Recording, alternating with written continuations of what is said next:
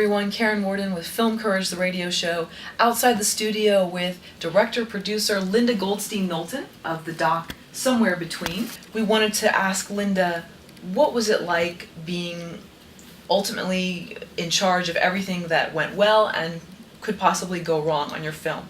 Understood that you've produced before and been a co-director, but this was your first real time sort of steering the ship, so to speak. Yeah, this was the first time without the net. So it was exciting. It was scary. You know, I had really fantastic teachers. I mean, I've been producing films for a long time, so there are certain aspects of it that felt comfortable, but you know, I want to learn from every experience, and every experience is different. So I want to use every film as a learning opportunity.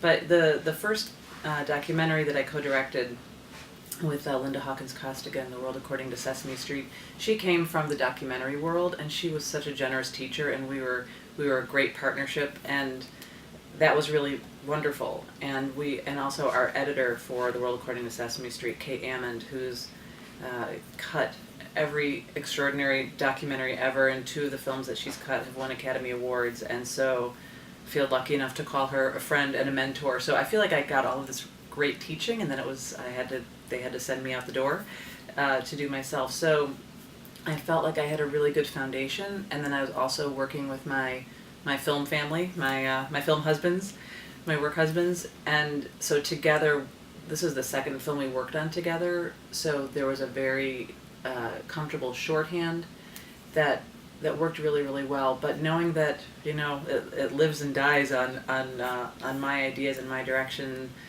you know, it's daunting sometimes. It was daunting, but also exhilarating. And knowing that it was a very personal film, after we finished The World According to Sesame Street, I had the idea for this film, and Linda had an idea for also a personal film to do. And we both kind of had the conversation with each other, honey, I have something to talk to you about. And because we did have this amazing experience, and we'll make films together again, but because it was personal, it just made sense that we kind of had to go off and do our own personal films. But she, you know, she looked at rough cuts. She gave me really valuable notes. So I feel like I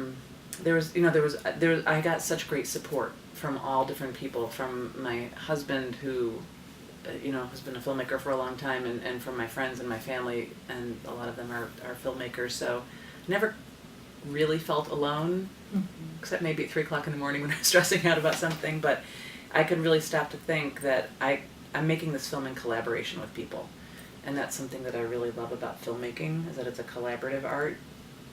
So when I would get really nervous and stressed out, I knew that if I stopped for a minute, I could ask somebody for help. Mm-hmm.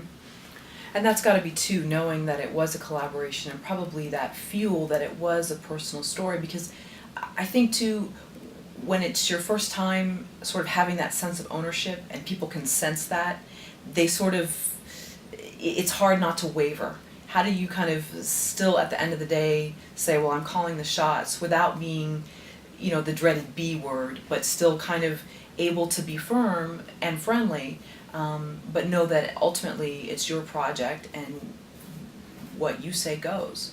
How do you navigate that? Well, because it starts as the collaboration, to me a really important part of that is listening. So I can put my ideas on the table in terms of story, in terms of character, in terms of camera, and I am not the most technically adept person. So with every film we have these tech summits. We have these big, massive conference calls trying to figure out, because every time we've made a film there's been a new camera or a new system that's come out. So I want to empower my cinematographers to, you know, use cutting edge technology, but what are going to be the limitations? What are the, you know, in terms of visuals, but in terms of cost, and really weighing all of the options. So for me, it's really about posing the questions, listening, gathering information, and really listening to people. And ultimately, I think the reason why my team and I have worked so well together for so long is that they feel heard. They know that I'm just not arbitrarily making a decision because I'm in charge, you know? And a lot of times they get their way, and then sometimes it's like, I hear ya, and you know what? I don't want to do that. So, and I think that really comes with us working together over several films together, but it's about It's about listening to people. And you know what? I want to make the best film that I can, and I didn't go to film school.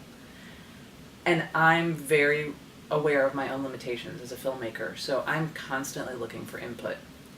And I think that that's that people appreciate that in terms of that I'm gathering this information, so then when I finally do make a decision, they're respectful of it.